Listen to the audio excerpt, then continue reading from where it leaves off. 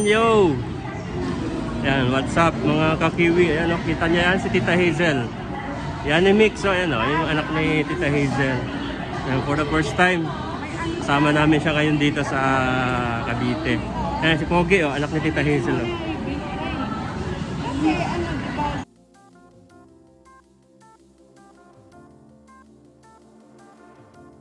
Oh. At sa maiksing oras lang magkakasama-kasama kami ni Tita Hazel at yan ni Mix. Ayan. Ito lang. Magti-take out na lang si Tita Hazel kasi may lakad na rin kami. Ayan. Short time lang kahit pa paano nakasama namin siya.